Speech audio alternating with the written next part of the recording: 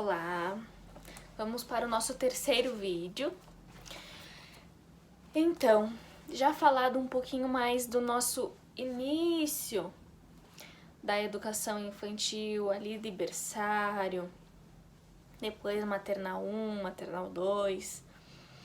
Vamos agora abranger uma idade um pouquinho mais, digamos, curiosa. Uma idade onde as crianças já sabem o que estão fazendo na escola. Sabem que a escola já é lugar de aprender. Um lugar onde ela vai aprender a ler, a escrever. Um lugar onde ela já sabe como deve se permanecer, né?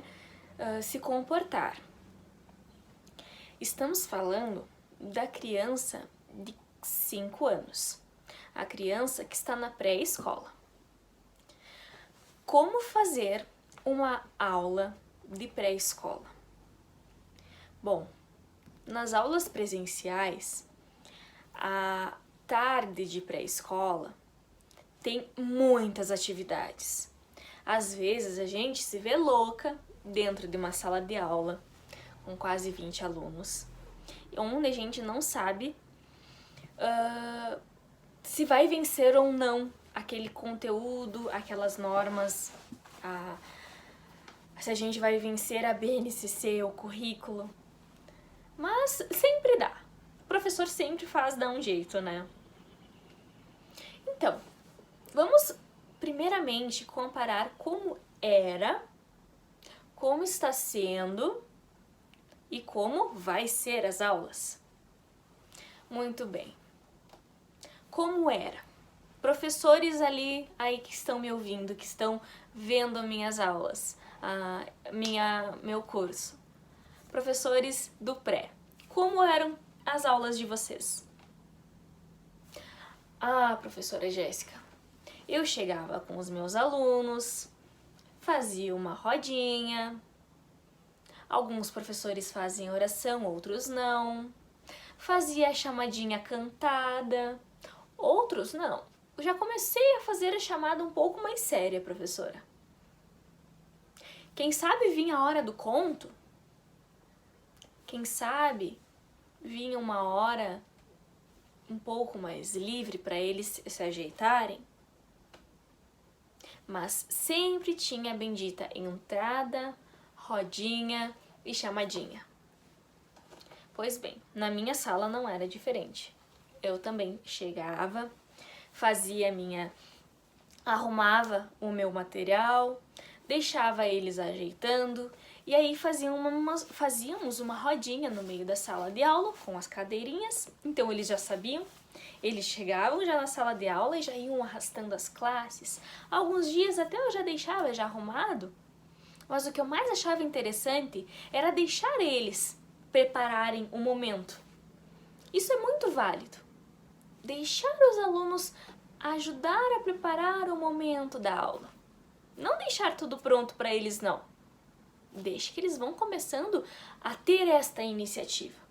Aí você vai vendo aquele que é mais líder, aquele que é mais quietinho, aquele que não ajuda nem tanto. E aí você vai já chamando, já puxando.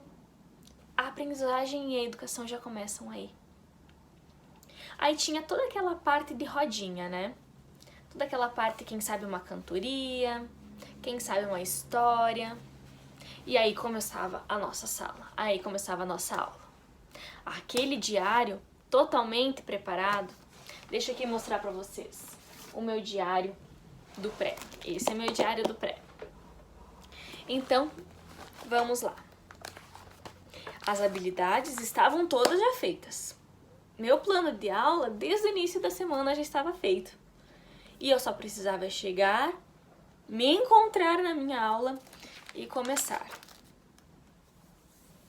Então aí, já começava a rodinha, nem passava esse bem tempo, já começa a hora de chamar para a hora do lanche. Aí depois já é a hora do recreio. E eu sempre fazia por partes as minhas aulas. Tinha a habilidade motora, a habilidade cognitiva, a habilidade socioafetiva. Então eu sempre estava separando a minha aula com esses momentos. Hora da leitura, hora da brincadeira, hora do jogo, hora da atividade, hora do movimento, sabe? Hora da rodinha. Então eu sempre falava, alunos, hora da rodinha. Então todos eles sabiam que eles tinham que ficar em rodinha e se preparar, porque era o início da aula. Alunos, hora da atividade. Então eles sabiam que naquele momento, quem sabe até um pouquinho antes do lanche, sempre dava tempinho antes do lanche para começar, e depois do lanche, quando eles voltavam do lanche, a hora atividade. Eu sempre gostava muito de fazer nesse momento antes do recreio. Sempre também estava intercalando. Um dia sim, um dia não. Um dia sim, um dia eu fazia antes do recreio, outro dia eu fazia depois do recreio a hora atividade. Eu via também muito, a gente também sempre tem que ver muito como está o nosso aluno, né? Então a gente tem que ver antes como ele está, lá no início da aula, se eles estão muito agitados. A gente conhece a nossa turma, então a gente sabe o que vai dar certo e o que não vai dar certo. O planejamento é só uma base, a gente não precisa seguir ele corretamente como está ali. Porque às vezes a gente fixa tanto no planejamento e a gente não entende por que a nossa aula não sai boa. Mas é porque às vezes o ambiente não estava muito bom para aquela aula. Então a gente tem que dar uma mudadinha de vez em quando, né? Uma ajeitadinha de vez em quando. Aí nem bem dava a hora de atividade, o que já acontecia? Hora do recreio. E aí eles iam e voltavam naquela dispersão inteira, né? Crianças pequenas gostam de brincar. Tem a hora da higiene também, depois da hora do lanche. Então é uma tarde bem corrida. E depois tem a atividade de movimento, uma atividade cognitiva, uma atividade de jogo, né? Para eles darem uma aliviada daquelas coisas de tantas folhinhas, de tanta pintura. Tem que ter uma aliviada. Tem que mexer um pouco com o lógico deles. Então, tem a parte da hora cognitiva e depois a hora do movimento, um momento onde eles brincam mais com o corpo, né? Que nas nossas habilidades lá da BNCC está, né? Corpos, gestos e movimentos. Então é sempre muito importante e a gente, por mais que a gente está fazendo a hora da rodinha, a gente já está fazendo aquela habilidade. Então não se preocupar. E hoje eu não pude fazer a minha dança da estátua porque era habilidade corpo, gestos e movimentos. Tá, mas ele também teve a parte do momento em que ele estava fazendo a rodinha. Aquilo ali já é uma parte, não só do eu, o outro e nós, mas sim também os corpos, gestos e movimentos entram aí também. Então assim era a nossa tarde, antes da pandemia, né? E aí sim, veio tudo isso, como a gente fala, quando tudo isso terminar. E aí começou os nossos planejamentos. Algumas professoras nem usam mais o caderno, fazem tudo no computador e mandam tudo digital. Afinal, é algumas folhinhas que a gente manda. Pois bem, este aqui era o meu planejamento da pandemia para o meu pré. O que eu fazia? Com esta pandemia, provavelmente na escola de você, não sei se também aconteceu isso, na minha escola, o que aconteceu? As professoras dos prés se reuniram e planejavam todas juntas, a fim de ser uma aula bem feita, até porque 3 professoras pensam muito mais do que uma. Então era uma coisa muito bem feita. A troca de experiência foi muito grande. Por isso que eu digo que a pandemia não foi só estrago, e sim teve muito crescimento.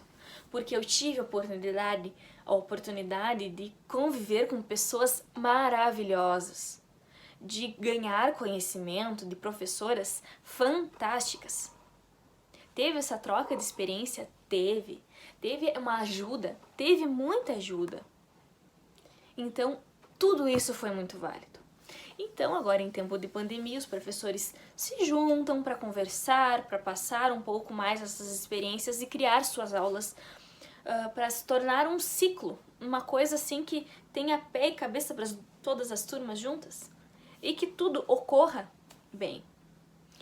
Então a gente fazia o planejamento, fazia atividades tanto cognitivas, tanto de movimentos, quanto, né, de traços, cores, formas, sons, toda aquela parte das habilidades que a gente tem que estar sempre seguindo, a gente fazia.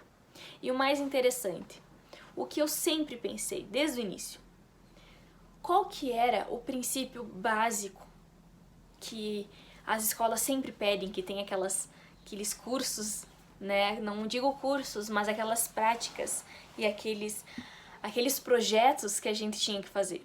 Era trazer a família, a sociedade para dentro da escola. Então, por que não, já nesse momento em que a gente está vivendo, não fazer já isso? Não trazer os professores com os pais juntos e fazer ser só um só? Então era assim que a gente fazia, e era assim que eu fazia.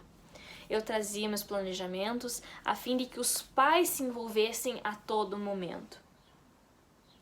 Óbvio que tinha alguns momentos em que não era possível os pais estarem tão presentes, mas o professor daí entra com o bom senso de dizer para os pais que não é necessário estar postando aquela avaliação naquele momento, e que se não der tempo hoje, faz amanhã, mas que seja feita.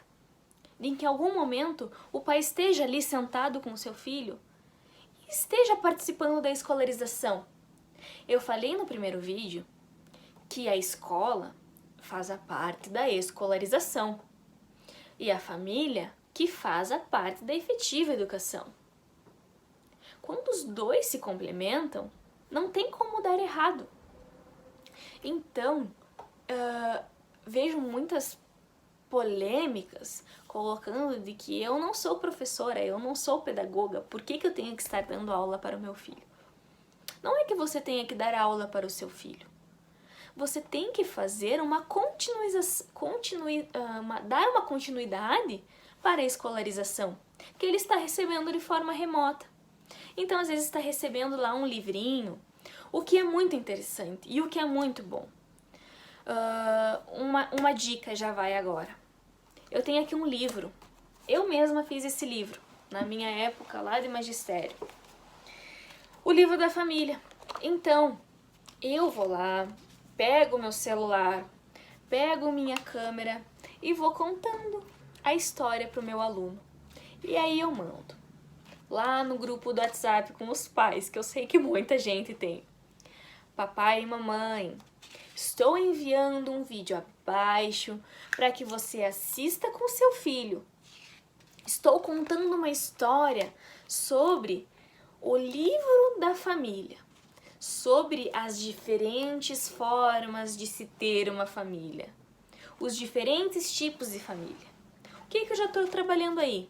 Estou trabalhando cultura, estou trabalhando família, estou trabalhando afetividade. Muita coisa estou trabalhando aqui. E um livro a gente sabe que a gente pode fazer projetos enormes de livros, que a gente não aprende, só ali, pronto, acabou. Não! Pega o livro, vê o que ele tem bom nele. Ó, aqui, ó, tem os diferentes tipos de família. Tem famílias de coelhos. Ó, tem famílias com o papai e o nenê. Tem famílias de gambás. Tem famílias que são mais magrinhos. Tem famílias que são de peixinhos. Tem famílias que são de outro mundo. Então tem diferentes tipos de famílias e aí você vai explicando naquele vídeo. O que já acontece aí? O contato você com o aluno. Então a importância de gravar um vídeo, de ter aquele contato dizendo: oi aluno, eu estou aqui, eu não sou só um texto enviado para o seu papai. O que me acontecia muito? Os pais diziam: prof, meu filho não quer fazer as atividades porque ele acha que sou eu que estou fazendo, ele querendo que ele faça. Ele não está entendendo que é a professora dele que quer que ele faça, né, que está mandando. Então eu ia lá, gravava um videozinho, mandava para ele. É prático. Às vezes um videozinho de 1 minutinho, manda ali, depois exclui do teu celular, não vai pesar muito. Envia lá, pronto. Na verdade, às vezes é o que os seus alunos querem de você. Certo? Então, tinha a parte de livros Tinha parte de vídeos que achava no YouTube, também dá de ser. Não tem coisa melhor do que tu pegar e reconhecer o trabalho de outra pessoa que às vezes vive daquela mídia social, né? Mandar uma página pro pai e pra mãe. É isso que está sendo as aulas remotas. Eu vejo que agora é o tempo da gente ser parceiros dos nossos pais, mais do que já éramos, sabe? Pegar uma página, uma curiosidade, olha lá, ó, de 5 a 6 anos, o que a criança está acontecendo lá? Manda pro pai. Ó, assista com teu filho. Ou numa sexta-feira, tem que mandar uma atividade. O que você acha de propor uma atividade em família? Por que não? Escolha seu filme favorito. Ou dê um filme. Dê um filme para ele. Pegue o filme Divertidamente. É um baita de um filme, desculpa. É um baita de um filme para assistir com a criança dessa idade. Para ela entender que existem mudanças na vida dela. E que ocorrem essas mudanças. E que às vezes o papai e a mamãe já passaram por essas mudanças. Vocês já assistiram esse filme? É muito bom. Se eu conseguir achar ele no YouTube, eu vou deixar o link aqui embaixo para vocês assistirem. E eu vou trazer um vídeo sobre este filme também, que é uma dica muito importante pra gente dar este filme para essas crianças, tá? Aguardem aí que vai vir vídeos sobre esse filme. Então, dá o filme Divertidamente e diz assim: preparar uma pipoca, fazer um suco natural, ou preparar um lanche para assistir em família este filme. Depois do filme, fazer um debate em família sobre o que quer dizer este filme. Tá aí uma baita de uma atividade simples, que a família se interesse, que interage entre si, e que se não fizer na sexta-feira, faz no sábado, faz no domingo. Ah, mas como que eu vou ter uma avaliação? Manda ele fazer um desenho livre. Ou melhor, manda ele fazer um registro da família, uma foto em si, e para eles postarem numa rede social deles. Tem uma coisa melhor? Agora não é época. Claro, tem que sim que cobrar os traçados nessa forma, tem sim que fazer, trabalhar os movimentos, a coordenação motora ampla e fina. Tem sim, tem que se preocupar sim com a alfabetização dessa criança. Tem sim, ela vai ter a primeiro ano, segundo ano e terceiro ano também. Só que tem que pensar que isso pode ser abatido depois. Mas o momento que essa criança está vivendo em família, quem sabe ela só está tendo aquele momento ali para aproveitar, né? Então, filmes, receitas dão muito certo. Uma receita, quem sabe, de danoninho de inhame, que existe muito. Também vou deixar aqui no link para vocês mandarem, tá? Então, o filme, uma receita, uma atividade no pátio de casa. A gente fez também, eu digo a gente porque eu e mais minhas professoras que a gente planejava junto. Normalmente essas atividades mais lúdicas a gente deixava pra fazer na sexta-feira. Porque a gente fazia segunda, terça e quarta. Segunda era da hora atividade das professoras de hora atividade. Terceira era da professora de educação física. E a gente tinha quarta, quinta e sexta mais, né? Pra gente fazer as aulas um pouco mais cognitivas. Umas aulas um pouco mais elaboradas, mais pro meio educativo, pra eles aprenderem alguma coisa. Então a gente mandava algumas folhas, alguns dias, para eles completarem os traçados, sobre as palavrinhas que a gente estava aprendendo naquele momento.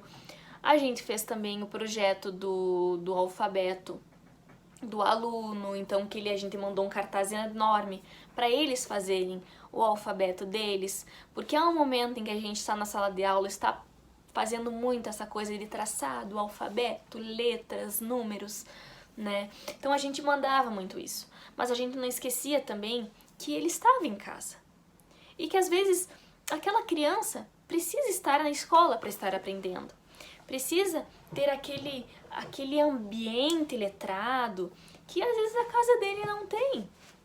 A gente também tem que pensar na realidade do nosso aluno. Qual que é a realidade dele? Será que ele tem todas essas condições dos pais fazerem um ambiente letrado para ele. Eu corria muito atrás de coisas recicláveis, de coisas pra gente achar em embalagens, em sacolas, em panfletos de mercados, em panfletos de revistas, né? Aqueles panfletinhos que a gente recebe, às vezes tá lá, foi na farmácia comprar alguma coisa, passou na frente de uma loja, eles dão um panfletinho. Guarda aquilo, pede pros pais irem guardando, porque a gente vai usando isso, sabe? Então trazer esses projetos de alfabetização, sim, porque é muito importante.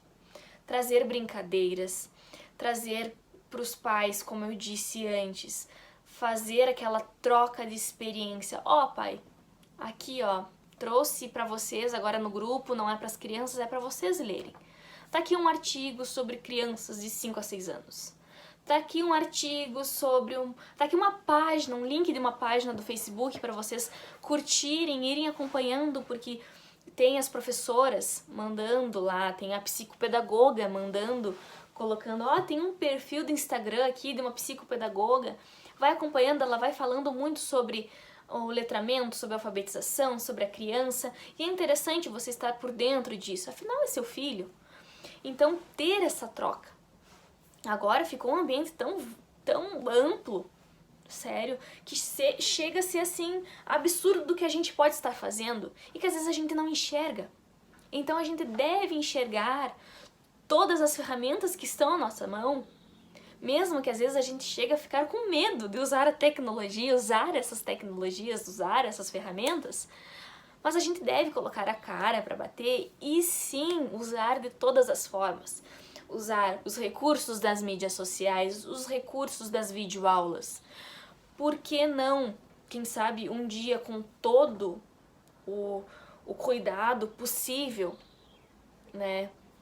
Os pais, normalmente, eles vêm buscar as atividades na escola, mas os alunos que não estão vindo buscar, por que não dar uma ligada para os pais, ver o que está acontecendo? Às vezes, aquele filho ia só por transporte escolar. E aí como é que ele vai pegar?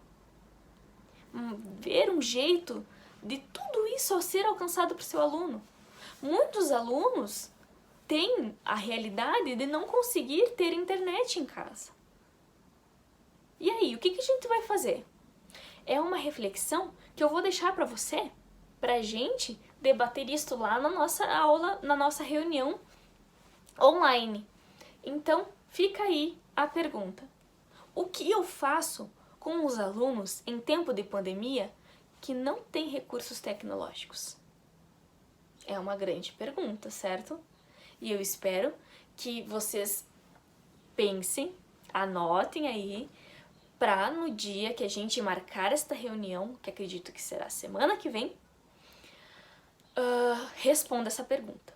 Pesquisa, vê um vídeo aí, vê um documentário. Hoje é o que mais tem. Nas redes sociais, então, é o que mais tem. Procura um perfil de uma psicopedagoga ou de uma pedagoga ou de um professor ou de um profissional na área da educação que fale sobre isso.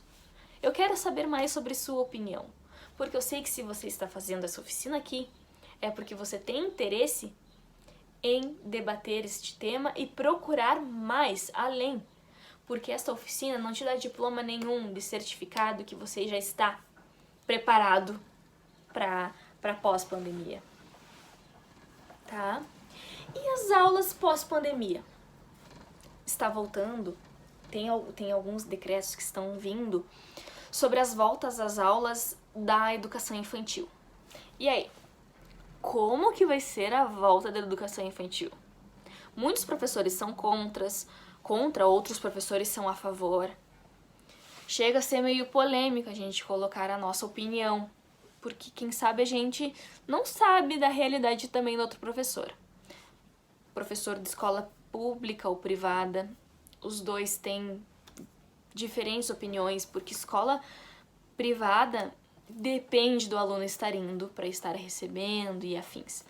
E o professor da escola pública não depende tanto do aluno estar presente, porque não é uma escola paga. Então é paga pelo governo e assim vai. É uma grande burocracia, uma grande discussão, né, que a gente não precisa estar trazendo hoje aqui. Mas como será a nossa volta de aula? A gente está preparado? Eu, sinceramente, eu tenho um pouco de medo desse desafio que está por vir. Porque, por enquanto, ainda não existem vacinas, ainda não existe uma grande cura sobre o Covid-19. E como será a recepção? Algumas escolas aqui do município, principalmente as privadas, eu já vi uma aqui no município que já voltou. E acabou postando no perfil do Facebook dessa escola como está sendo a volta. Então é as crianças aprendendo a viver em tempo de pandemia. Não é bonito isso? Pelo que eu vi, são bem poucas as crianças que estão frequentando. Bem poucas mesmo. Mas é elas com várias plaquinhas. Aqui você limpa os pés antes de entrar, pois o bichinho pode estar no seu sapato. Aqui você passa o álcool gel na sua mão, pois o bichinho pode estar na sua mão. Aqui na máscara você não pode tocar, pois o bichinho pode estar na sua máscara. Deixe que a professora com luvas higienizadas retire para que você faça seu lanche ou tome sua água. Não é interessante isso também? Ter uma preparação? Será que o ambiente escolar deve ser o mesmo? Ou o ambiente escolar também deve se apropriar desses momentos? Não só por causa da fiscalização, de estar com 1,5 metro de distância, mas como será o ambiente letrado pós-pandemia? Álcool gel, garrafas de água, lanches, máscaras. Como eu devo ficar e agir perto do meu coleguinha? Eu estou com tosse, o que eu devo fazer? Chama a professora? Chama a mamãe? Chama o médico? Eu preciso espirrar. Entrou uma poeirinha no meu nariz, eu posso espirrar? Explicar para a criança. Porque às vezes o que elas sabem é que tem um vírus ali. Um vírus da gripe, que faz com os mesmos sintomas da gripe. Mas o que realmente é esse vírus? Por que eu não posso enxergar ele? Sabe? Então, acredito que será um grande desafio na volta às aulas. Caso haja volta às aulas ainda este ano, ainda tá aquela de vai e não vai, né? Tá aquela de começa e não começa. As privadas já estão tendo algumas liberações, né? Tudo com normas e leis para proteger principalmente os nossos alunos, que é o mais importante. Porque eu sei que se a professora, ela não é no grupo de risco, se ela tem como estar com um número de alunos, né, bem equipados dentro da sala de aula, se tem uma possibilidade de que nada de ruim aconteça, tanto para o aluno quanto e do professor também, aí ok, bem tranquilo. Então, vamos nos preparar então para a live com esta pergunta que eu deixei antes para vocês. Como será, então? Espero que tenham anotado, tá? E vamos para o nosso próximo vídeo amanhã, tá? Que será de um tema um pouco das crianças agora, mais do ensino fundamental de séries iniciais. Vamos conversando um pouquinho mais também sobre as dicas que eu dei, tá? Então fiquem ligadinhos nos vídeos. Não esqueçam de deixar os comentários aqui embaixo sobre as sugestões para os próximos vídeos, para que assim eu possa estar adaptando também ao interesse de vocês, tá? Para que seja uma oficina de grande troca para nós, tanto de minha parte quanto da de vocês, tá? E para que eu possa estar então também avaliando a frequência de vocês, tá? Que também será nessa parte mais que eu estarei colocando a frequência no certificado de vocês, tá bom? Então um forte abraço e até o próximo vídeo.